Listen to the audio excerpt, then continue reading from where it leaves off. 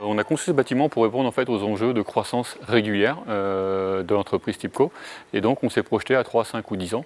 Et donc le besoin de mètres carrés complémentaires pour servir nos clients dans les meilleures conditions possibles. Nous avions effectivement déjà plusieurs bâtiments sur TIBCO. Pour autant, le bâtiment de Lens devenait trop exigu pour recevoir nos clients retail. Et donc on a fait le choix de construire ce bâtiment pour accueillir nos clients retail ici au Chêne-Pointu. Et Lens, grâce au mètre carré rendu disponible, est devenu maintenant notre atelier pour la seconde vie de l'IT, l'atelier Phoenix.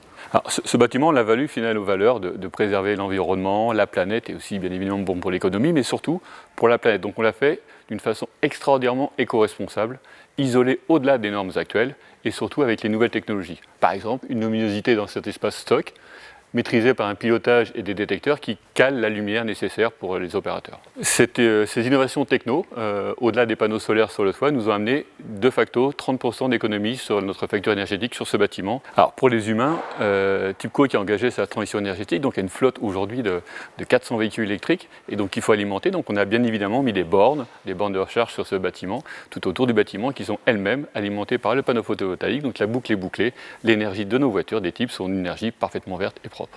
J'ai fait le choix de démarrer ce bâtiment à l'été 2022 avec des entreprises locales. C'était notre souhait le plus fort, c'est de faire travailler un petit peu l'économie et faire du sociétal, l'économie ici du sud de Loire-Atlantique.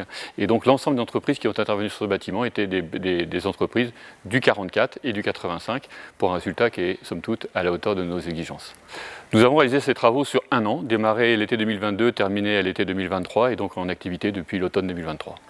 Ma plus grande victoire sur ce projet, c'était la collaboration étroite avec les services de Nantes Métropole pour intégrer ce bâtiment dans le respect des règles environnementales et donc notamment de la nature, puisque ce site était un site hautement paysager. Et donc on a réussi à conserver et remettre en état ce lieu avec une végétation conforme aux exigences environnementales.